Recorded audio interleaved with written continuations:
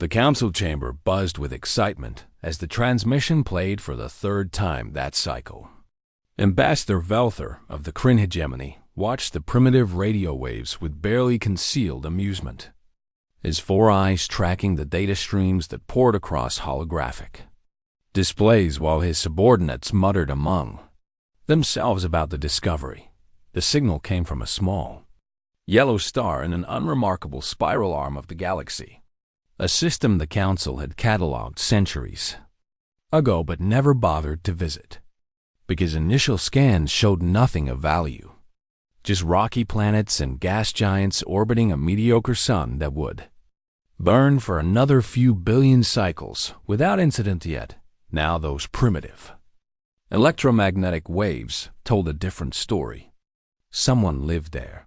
Someone was broadcasting music and mathematics and desperate attempts at communication into the void, like children shouting into a dark forest, hoping something friendly might answer back instead of something hungry. They call themselves humans, the linguistic specialist reported, her translator device struggling with the harsh consonants and strange grammar structures of the alien language. And they live on the third planet from their star, a world they name Earth. Velther nodded slowly while his mind calculated the possibilities. A new species meant new resources, new labor pools, new subjects to join the great Galactic Council, though of course they would join at the bottom of the hierarchy where all newcomers started, serving the elder races until they proved themselves worthy of higher status over the course of a few thousand cycles.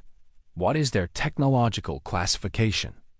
He asked, already knowing the answer, but following proper protocol because the council valued procedure above all else. The science officer manipulated his controls and brought up a detailed analysis that made several junior officials laugh outright. Chemical propulsion systems barely capable of reaching their own moon. Primitive fission reactors that leaked radiation like children playing with fire. Communication technology that still relied on electromagnetic waves instead of quantum entanglement or gravitational manipulation. Tier 7. Ambassador, the officer confirmed with a dismissive gesture. Pre-interstellar development. Possibly dangerous to themselves, but no threat to Council interests. Standard integration protocol should suffice. Velther felt satisfaction warm his core. Another simple assignment, another primitive species to guide into civilization. Another achievement to add to his already impressive record of service. Prepare the diplomatic fleet. 12 warships should be more than adequate to demonstrate Council authority. We depart within the cycle. The journey to the Sol system took less than a week using standard gravitational drives. Velther's fleet emerged from faster-than-light travel at the edge of the system, their sensors immediately beginning detailed scans of the primitive civilization that awaited.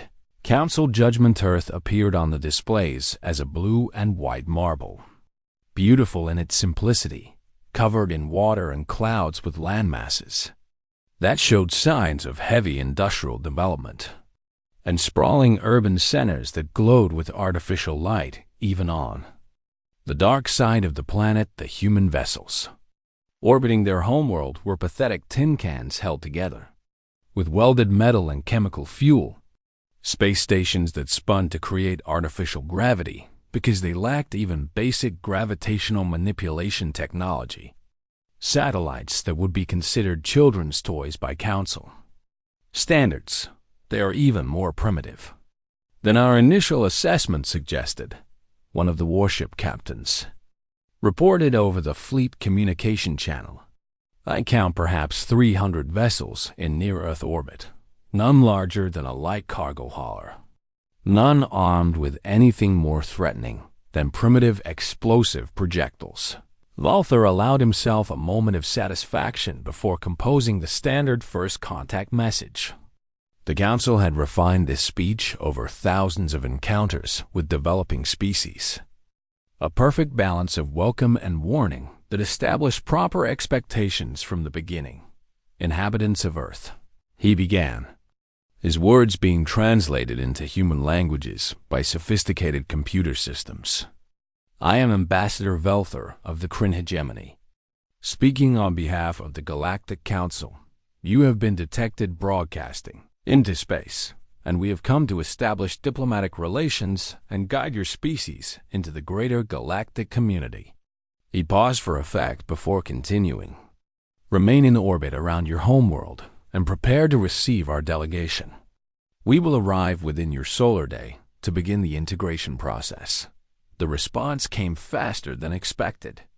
A human face appeared on the communication screen, female by their biology, wearing some kind of military uniform with insignia that meant nothing to Council databases. Ambassador Velther. This is Director Sarah Chun of the United Earth Space Force, the human said. Her voice calm but firm in a way that surprised Velther. We welcome peaceful contact with your civilization. However, we must request that your fleet remain beyond the orbit of Mars until proper diplomatic protocols can be established. Several of Velther's officers made sounds of disbelief. The audacity of this primitive creature, making demands of a Council fleet as if she had any authority to dictate terms to her superiors. Director Chun, Velther replied with exaggerated patience. You misunderstand your position. The Council does not take requests from Tier 7 civilizations. We will proceed to Earth orbit immediately to begin assessment procedures. The human woman's expression did not change, but something flickered in her eyes that Velther could not quite identify. Ambassador, I strongly advise you to reconsider. For your own safety, please maintain your current position until we can arrange proper. Velther cut the transmission with a gesture of dismissal. How tiresome these primitives could be. Always thinking themselves more important than reality allowed. All ships. Advance to Earth orbit at standard approach speed, activate weapons, systems to defensive status, and prepare to demonstrate Council authority if these humans require a show of force. The fleet moved forward as one. 12 warships that had pacified rebellions and conquered enemy.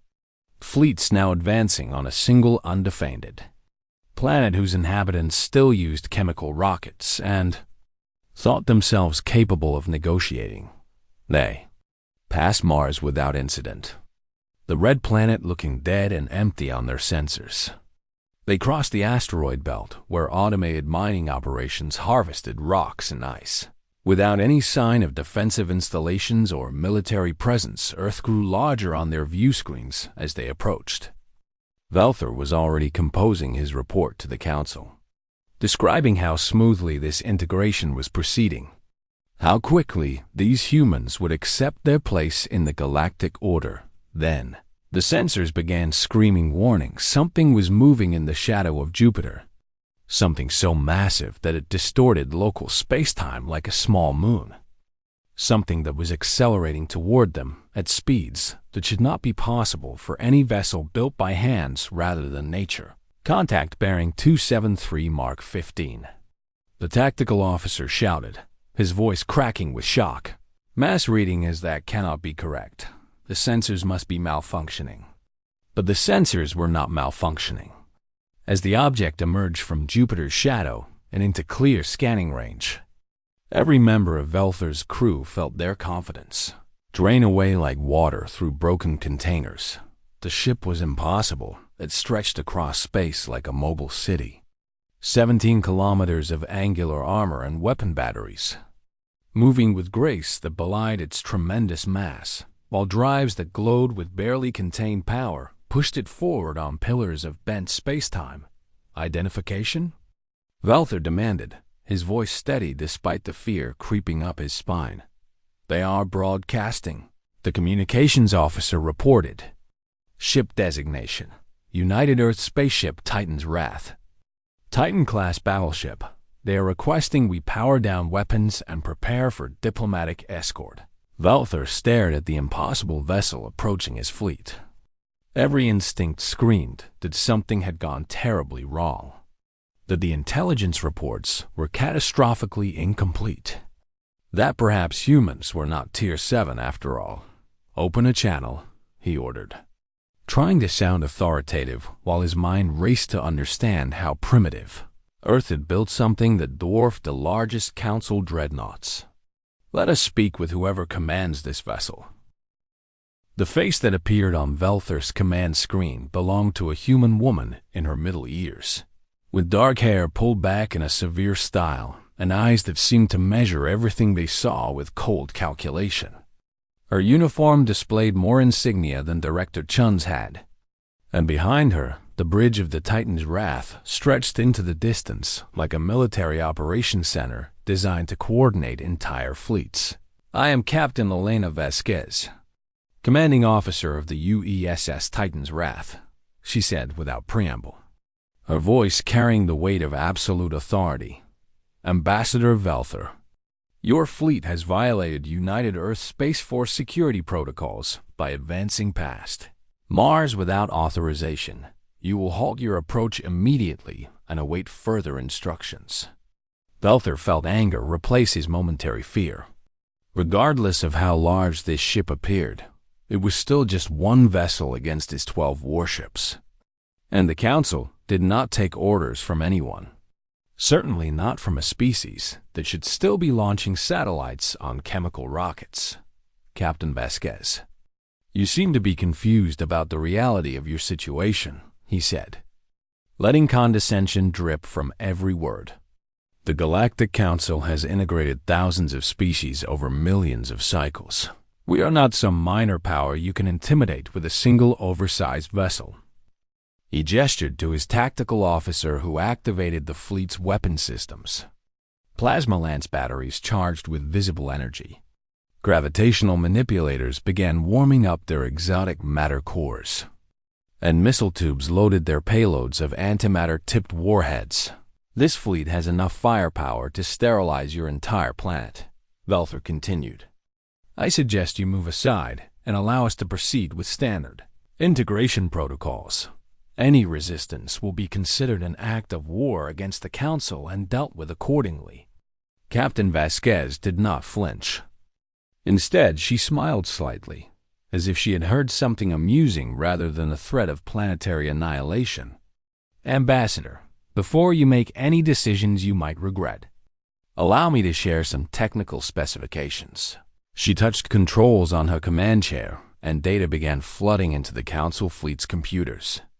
Velther watched in growing confusion as his science officers scrambled to process the information that the humans were voluntarily providing. The Titan's Wrath is 17.3 kilometers in length, with a mass of approximately 800 million metric tons. Vasquez recited as if reading from a grocery list. Primary armament consists of 300 relativistic kinetic batteries, capable of accelerating projectiles to 99.7% of light speed. Secondary armament includes 60 antimatter torpedo tubes with yields ranging from 10 to 500 megatons. Tertiary defensive systems incorporate experimental gravity well generators that can, impossible. The science officer interrupted, his professional composure cracking. Antimatter containment at those scales cannot be maintained with Tier 7 technology. Relativistic kinetic weapons require power generation beyond anything your civilization should possess. Vasquez's smile widened slightly. "You keep using that classification. Tier 7, perhaps your intelligence-gathering methods need improvement." Velther was about to respond when his tactical officer gasped. The Council fleet's sensors had finally completed their analysis of the Titan's power signature, and the numbers made no sense at all. "Ambassador, that ship is generating enough energy to power a small star," the tactical officer reported, his voice shaking. "The reactor design is unlike anything in Council databases.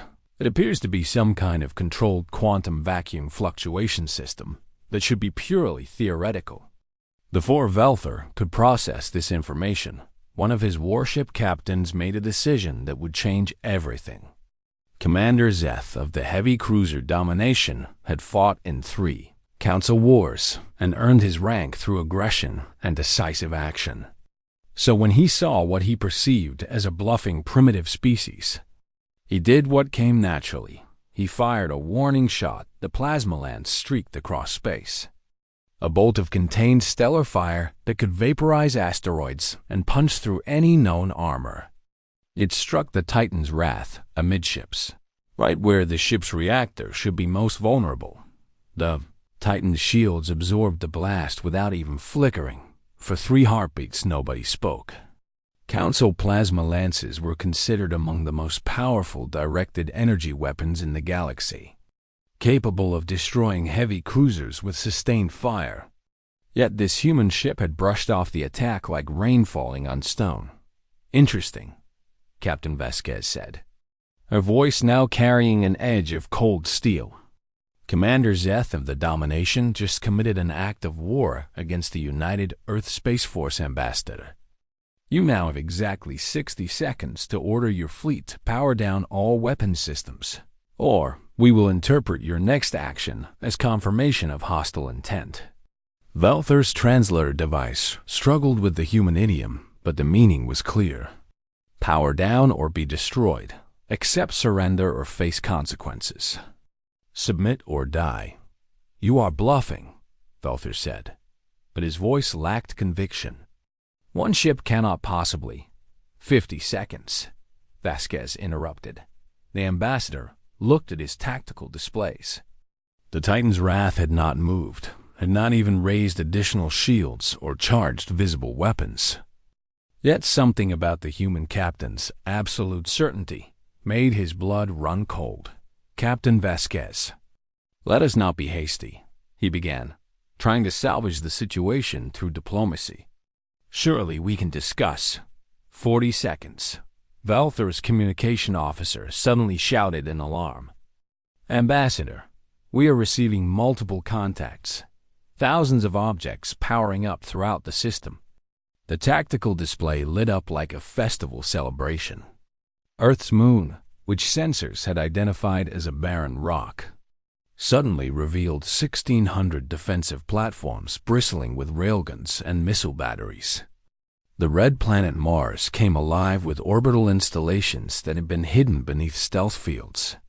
And the asteroid belt that had seemed so empty now blazed with the power signatures of what could only be automated defense drones.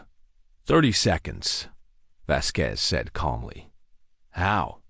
Velther whispered, staring at the impossibility before him. "Our scout probes detected nothing. Our intelligence indicated primitive development. How did you hide all of this?"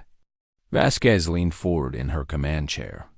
Her eyes locked onto Velther's with an intensity that made him want to look away.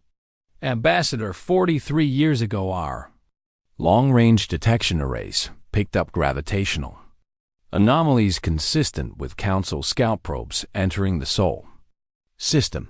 Did you really think we would just sit here broadcasting our presence without preparing for what might come looking?"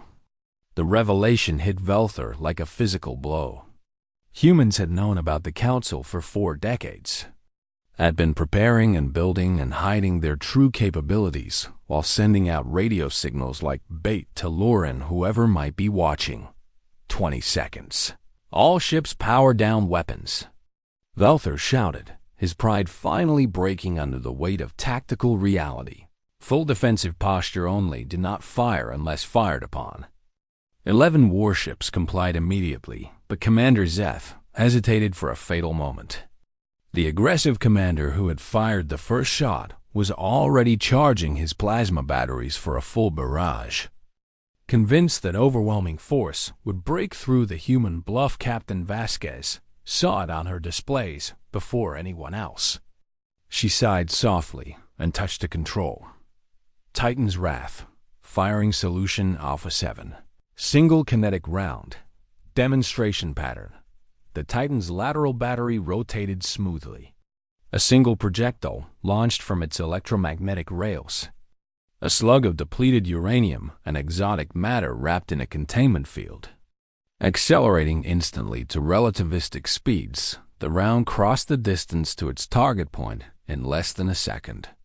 The empty region of space Vasquez had selected erupted in a flash of radiation as the kinetic energy converted to heat and light, creating a miniature sun that blazed for 3 heartbeats before fading. The Titan sensors helpfully calculated the energy release and broadcast it to the Council fleet, equivalent to a solar flare. Enough power to sterilize a continent, released by a single projectile from a single gun. And the Titan had 300 such guns, Commander. Zeth's plasma batteries powered down immediately.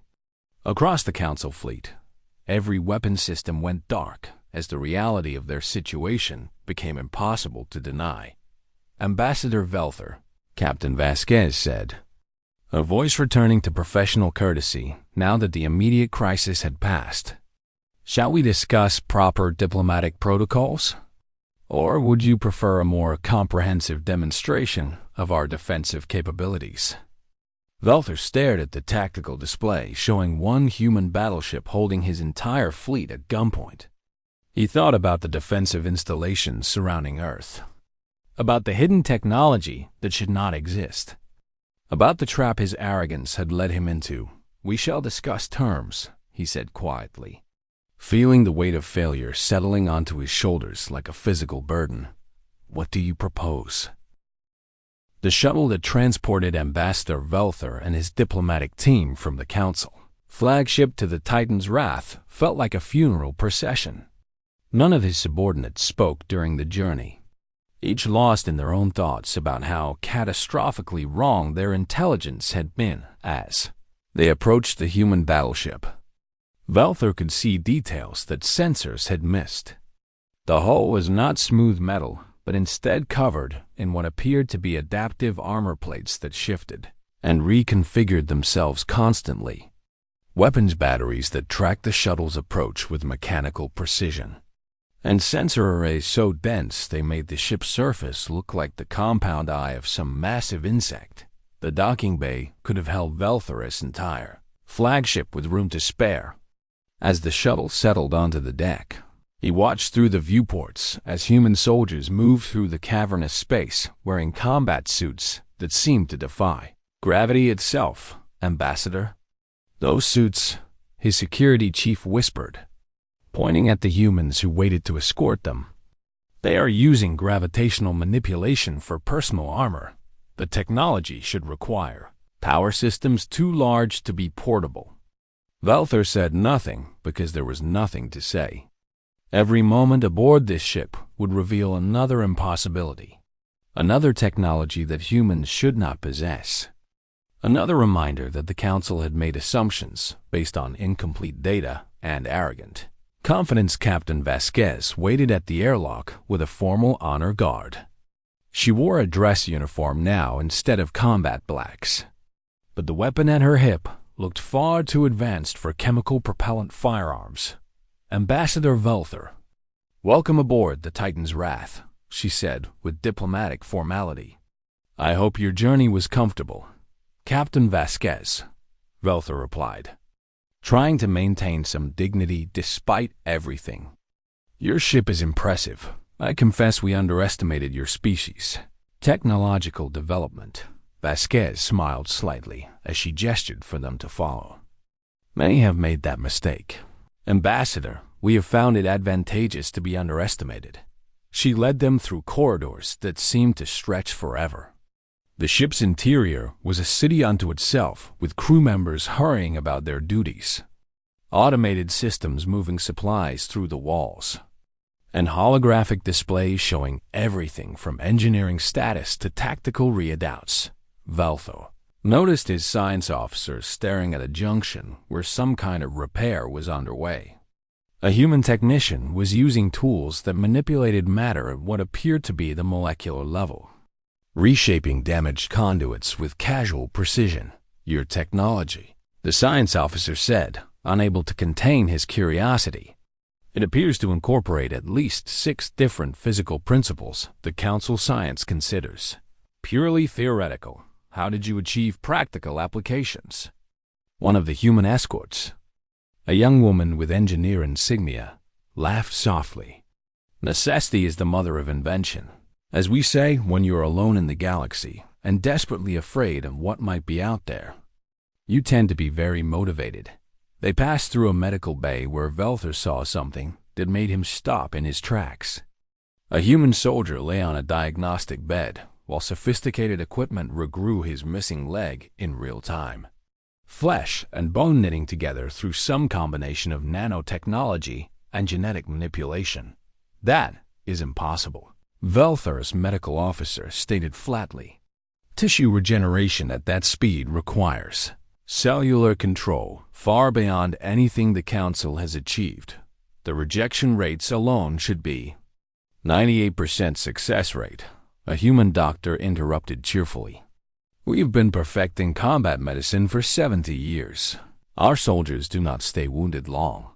The conference room was enormous and elegantly appointed.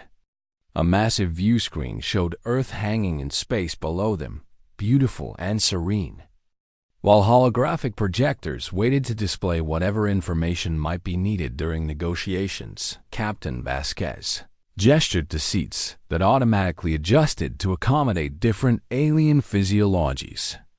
The Council delegation sat cautiously while human officers took positions around the table.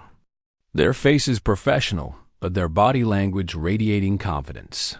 "Let us begin," Vasquez said, calling up holographic displays that showed detailed readouts of Council fleet positions, defensive installations throughout the Sol system, and tactical analysis that proved humans had been tracking every move Velther's ships made since entering the system. The United Earth Space Force has prepared comprehensive diplomatic proposals, she continued. However, before we discuss treaties and trade agreements, I believe you deserve an explanation of how this situation developed. She touched a control, and the holographic displays shifted to show Earth's history. Velther watched images of human cities burning under nuclear fire, entire continents devastated by weapons that turned sand to glass, billions dead in a war that nearly ended their species. 73 years ago, humanity fought World War III, Vasquez explained, her voice taking on a somber tone. We came within hours of complete extinction. Only desperate last-minute diplomacy prevented the launch of enough nuclear weapons to render Earth permanently uninhabitable. The images shifted to show the aftermath. Survivors crawling from ruins, children born with radiation sickness, oceans poisoned and forests burning, a world brought to the edge of death by its own inhabitants. When the war ended, we made a collective decision, Vasquez continued. Never again would humanity face extinction unprepared. Never again would we be vulnerable to threats we could not defend against. Never again would we depend on luck or mercy to survive.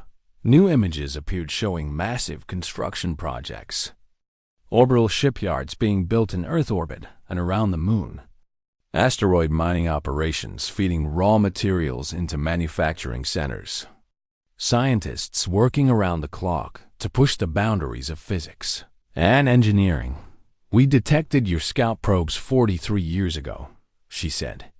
Looking directly at Velther, we had already begun our defensive buildup after the war. But once we knew we were not alone in the galaxy, we accelerated everything, every resource, every brilliant mind. Every ounce of effort went into preparing for first contact. Velther watched humans building impossible things. Ships that should not fly, weapons that should not exist, technologies that violated everything he thought he knew about physical limits. We studied the data from your probes, Vasquez said, pulling up tactical information that made Velther's security chief groan in dismay. We learned about Council fleet compositions, weapon systems, standard operating procedures. We prepared for every possible scenario. You used our own reconnaissance against us, Velther said quietly. We learned from the best, Vasquez replied without irony. Your technology gave us clues about what was possible. We just pushed further than you expected anyone could go. She leaned forward, her expression serious. Ambassador, I want you to understand something important. humanity does not seek conflict with the Galactic Council. We have no desire to conquer or dominate, but we will never, ever submit to integration protocols that treat us as subordinate species. The holographic display shifted again to show Council integration procedures. Valther felt shame creeping through him as he watched recordings his own people had made, showing newly contacted species being forced into labor agreements, their resources extracted, their populations managed like livestock. "We know what you do to Tier 7 civilizations," Vasquez said, her voice hard as steel. "We know about the mining colonies where workers die in the thousands, about the trade agreements that are really just extraction protocols, about the client species who spend centuries earning the right to be treated as equals." She stood, and every human in the room stood with her. "So here are our terms. The United Earth Space Force will enter negotiations with the Galactic Council as sovereign equals. We will establish mutual defense and trade agreements based on fair exchange. And we will not accept any treaty that assumes Council superiority." Valther looked at his advisors. They all wore expressions of shock and resignation because they knew what he knew: humanity had the power to enforce these demands. "And if the Council refuses?" he asked. Already knowing the answer, Vasquez touched another control. The holographic display showed 7 more massive ships under construction in orbital yards around Earth and Mars, each one as large as the Titan's wrath, each one bristling with weapons that could challenge entire fleets. "Then the United Earth Space Force will establish its own sphere of influence," she said calmly. "And any Council vessels entering the Sol system without permission will be treated as hostile. We are willing to be your friends, Ambassador, but we will never be your subjects." Valther stared at the impossible ships being built by an impossible species that had bootstrapped itself from near extinction to galactic power in less than a century. He thought about returning to the Council with news of this failure, about explaining how a Tier 7 civilization had dictated terms to him. "I will transmit your proposals to the Council," he said finally. "But I must warn you that many factions will not accept these terms easily." Captain Vasquez sat back down, her expression softening slightly. "We understand. Ambassador, change is difficult for any civilization, especially one that has been dominant for millions of cycles." She smiled. "But perhaps it is time for the galaxy to evolve." The Council chamber on the capital world of Kryn Prime erupted into chaos as Valther finished his report. Representatives from 100 species shouted over each other, demanding explanations, calling for military action, or simply expressing shock at how thoroughly their assumptions about the new species had been shattered. High Chancellor Vormix, an ancient being who had overseen Council affairs for 3,000 cycles, raised his primary manipulator appendage for silence. The chamber gradually quieted as all eyes turned toward the leader whose decisions shaped the fate of trillions. "Ambassador Valther," the High Chancellor said, his voice carrying the weight of ages, "you are telling this Council that a single Tier 7 civilization, using technology we did not believe they possessed, held an entire diplomatic fleet at gunpoint and then dictated terms to us." Valther stood before the assembled representatives feeling smaller than he had ever felt in his long career. "High Chancellor, I must correct one critical error in our classification. Humanity is not, and has never been, Tier 7. He activated the holographic displays and showed the Council everything. The Titan's wrath with its impossible dimensions, the hidden defensive installations throughout the Sol system, the weapons tests that proved humans had cracked problems. Council science is still considered theoretical. They prepared for us." Valther continued. "They detected our scout probes decades ago and spent that entire time building a military force designed specifically to counter Council integration protocols. Every ship, every weapon, every defensive position was created with one goal: ensure no one could force them into submission." representative from the Hacker Federation, a warrior species that prided itself on military prowess, slammed his appendage against his desk. Then we crushed him. Assembled the full Council Armada, 5,000 warships, and we show these upstart primitives what happens when they defy galactic order.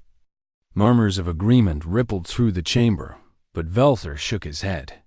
Military Commander Zeth suggested the same thing before. I departed Earth. Would you like to hear his analysis after consulting with our tactical computers? He did not wait for permission. The holographic display shifted to show war game simulations that the fleet's AI had run during the return journey. Hundreds of scenarios modeling. Full-scale conflict between the Council and humanity. Best case scenario. We defeat the United Earth Space Force after losing 60% of our fleet and sustaining enough damage to leave us vulnerable to enemy civilizations beyond Council space. Velther recited the terrible numbers. Worst case, humanity's experimental weapons prove more effective than anticipated, and the Council is effectively destroyed as a military power. The chamber fell silent as representatives processed this information. The idea that a single species could threaten the entire Council was almost incomprehensible. Yet the tactical projections did not lie. They have 7 more Titan-class battleships under construction. Velther added, driving the point home, in 5 cycles they will have a fleet that could contest control of this sector. In 10 cycles, they could expand throughout the spiral arm, and they are already developing next-generation vessels that make the Titan look primitive. A council elder from the Severian Collective raised her voice, her tone thoughtful rather than aggressive. Perhaps we are approaching this from the wrong perspective. If humans can develop such technology in less than a century, imagine what they could achieve with access to Council knowledge and resources. You propose we reward their defiance. The hacker representative snarled. I propose we adapt to changing circumstances. The Severian replied calmly. The galaxy is not static. Civilizations rise and fall, and rigid adherence to old protocols has ended empires. Therefore, perhaps humanity represents an opportunity rather than a threat. High Chancellor Vormix studied the tactical displays with ancient eyes that has seen countless species rise through the ranks of galactic civilization. He recognized something in the human approach that reminded him of the Council's own founding. Back when different species had forged alliances based on mutual strength rather than subordination. Ambassador Velther, you have spent time among these humans, the High Chancellor said. Do you believe they truly desire peaceful coexistence? Velther thought about his conversations with Captain Vasquez, about the way human officers treated their crew with respect rather than the casual cruelty common in many Council hierarchies, about the medical facilities that saved every life possible instead of calculating cost efficiency. High Chancellor, I believe they mean every word they said, he replied carefully. They will defend themselves with absolute determination if threatened, but they genuinely wish to establish mutual beneficial relationships. They are not conquerors. They are survivors who refuse to ever be victims again. The High Chancellor nodded slowly, his decision crystallizing. Then perhaps it is time the Council remembered that strength commands respect while arrogance breeds resentment. We shall establish a new classification for humanity. He gestured, and the holographic displays shifted to show official Council documentation, effective immediately. Humanity is granted provisional sovereign status. They will be recognized as equals in diplomatic negotiations. Their territory will be considered inviolate, and they will have access to Council trade networks on fair terms. The chamber erupted again, but this time with a different energy. Some representatives protested vehemently, while others voiced cautious approval.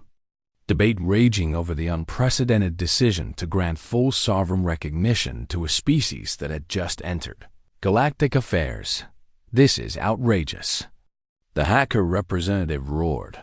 Thousands of species spend millennia earning such recognition. You would grant it to humans after they threatened us? They did not threaten, the High Chancellor corrected. His voice firm. They defend. There is a difference.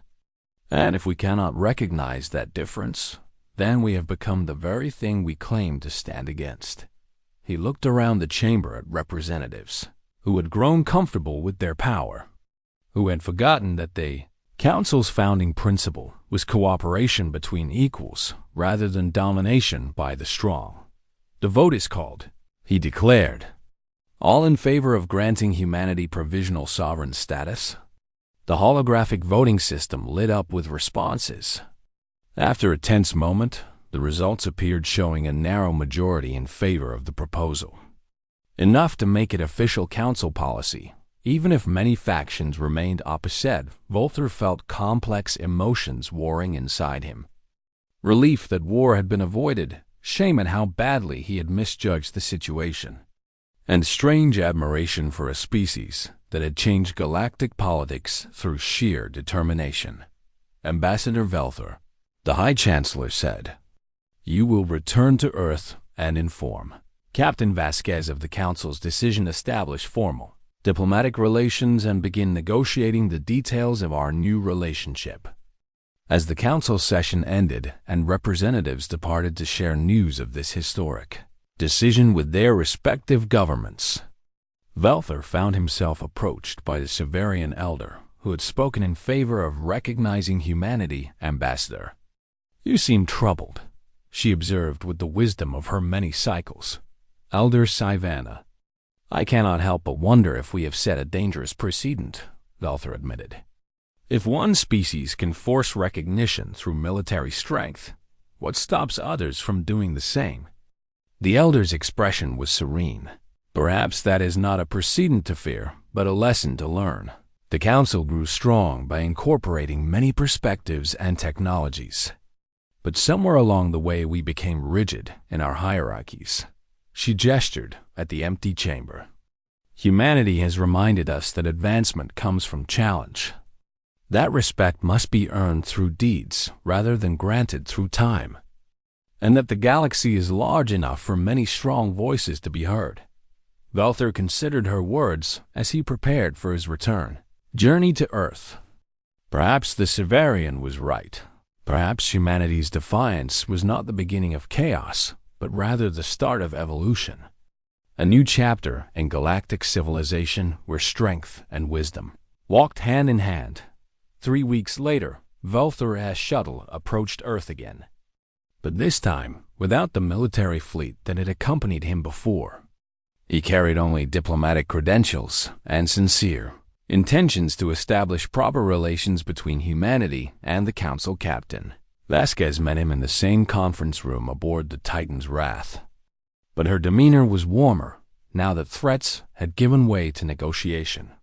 "Ambassador, welcome back," she said with genuine warmth.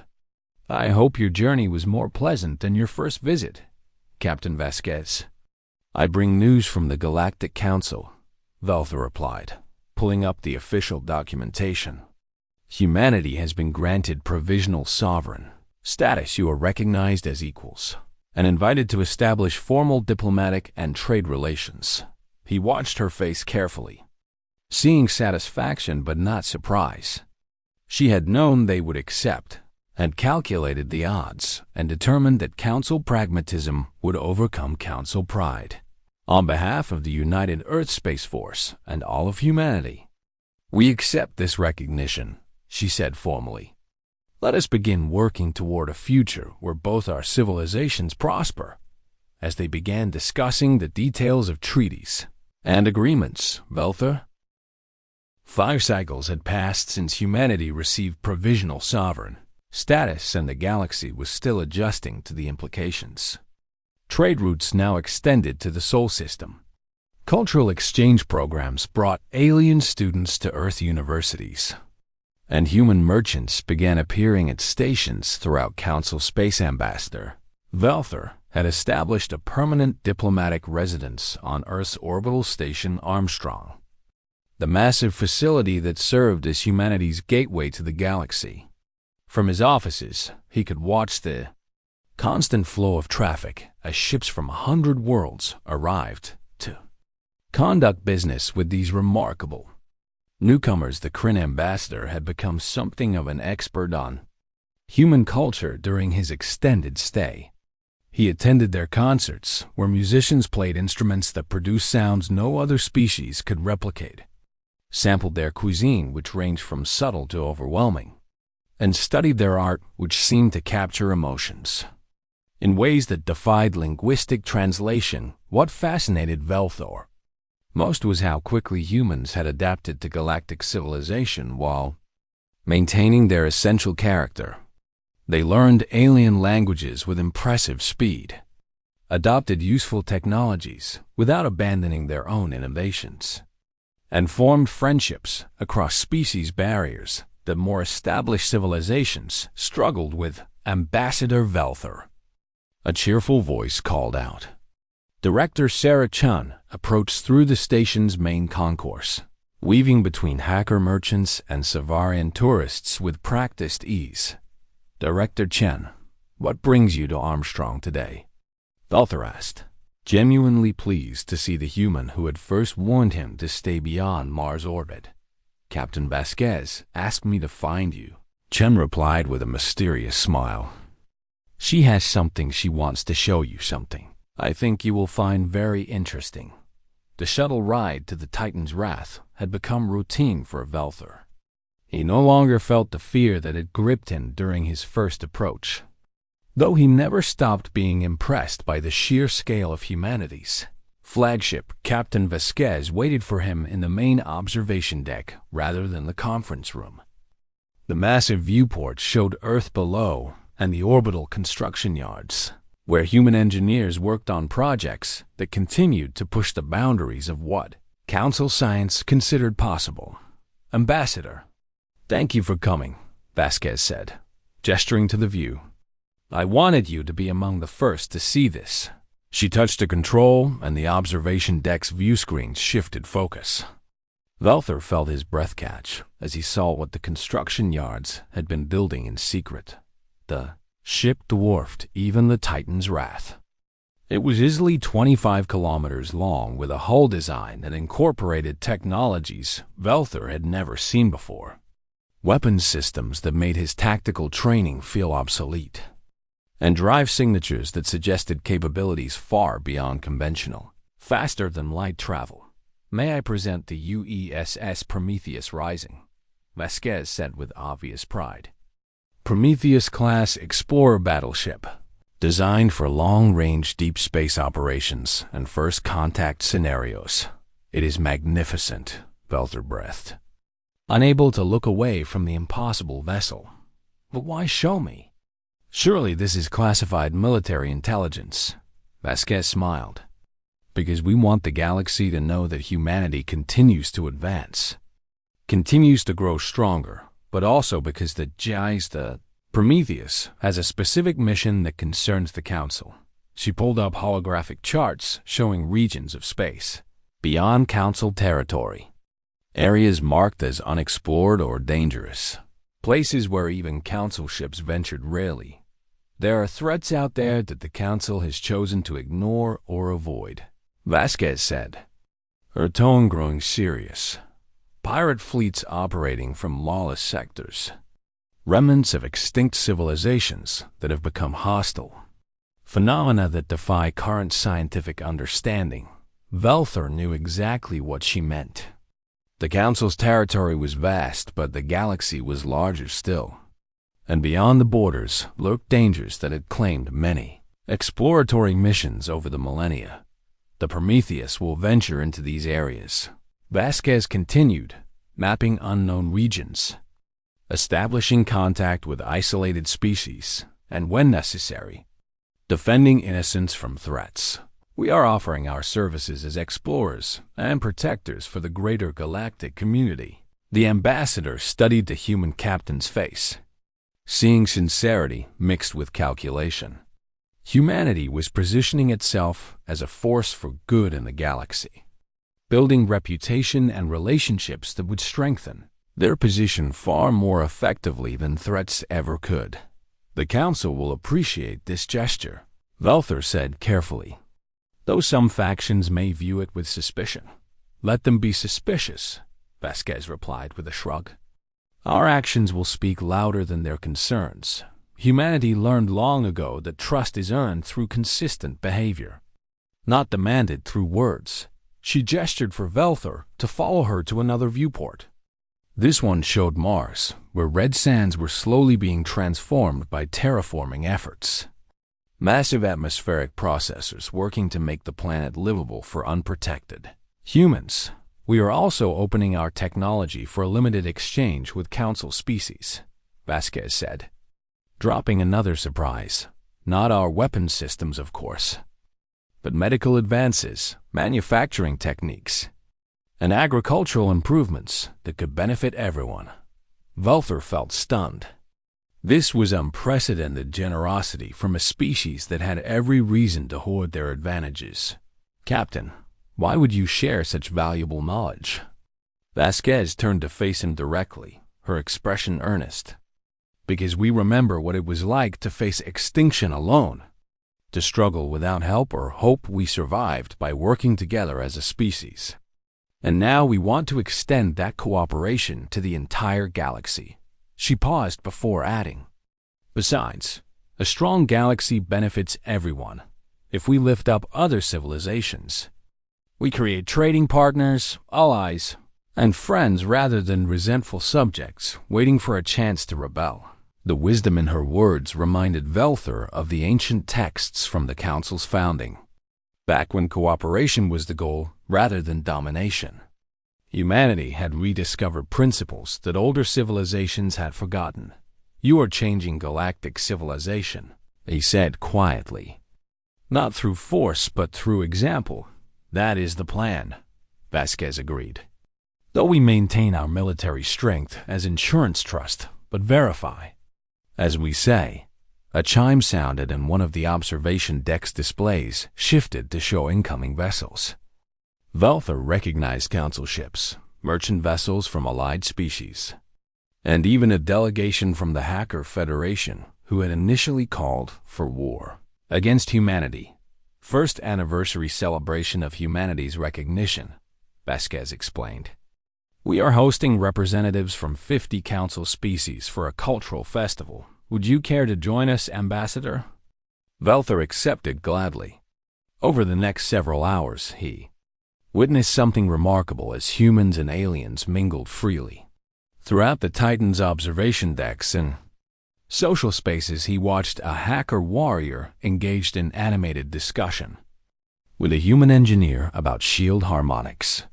Saw Savarian artists collaborating with human musicians to create hybrid performances that blended their traditions.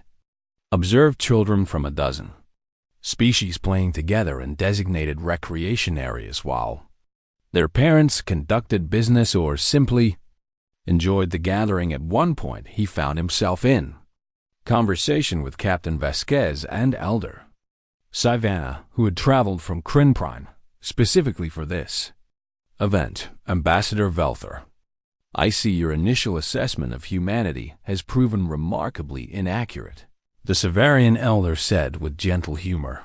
I made many errors in judgment, Velther admitted, but I have learned from them, as has the entire Council, Savannah replied, gesturing at the crowd around them. Humanity has taught us that strength without arrogance is possible. That advancement can be rapid when survival depends on it, and that cooperation produces better results than domination. Vasquez raised her glass in a human gesture of celebration. To new friendships and mutual prosperity, Velther and Savannah raised their own vessels in response, repeating the toast in their respective languages. While around them, the galaxy's future took shape in conversations and laughter later that evening. As Velther prepared to return to his residence, he stood one final time at the observation viewport, watching the Prometheus Rising receive its final systems checks. The massive ship would depart within the week on its first mission beyond Council space. carrying a crew that included not just humans, but volunteers from other species who wanted to be part of humanity's exploratory efforts. Beautiful, is it not? Captain Vasquez said, appearing beside him with her usual quiet efficiency. It is terrifying and inspiring in equal measure. Velther replied honestly. A ship that powerful, crewed by a species so determined. I am grateful you chose cooperation over conquest. Vasquez smiled. We learned from history. Both ours and yours empires built on subjugation eventually fall. But civilizations built on mutual respect endure. She pointed at the Prometheus. That ship represents humanity's commitment to the galaxy. We will explore, we will protect, we will help where we can. And we will never allow ourselves or our friends to face threats unprepared. And if the Council ever threatens you again? Velther asked, partly in jest, but also genuinely curious. Vasquez's smile turned slightly dangerous. Then the Council will remember the day they met the Titan's wrath and understand we were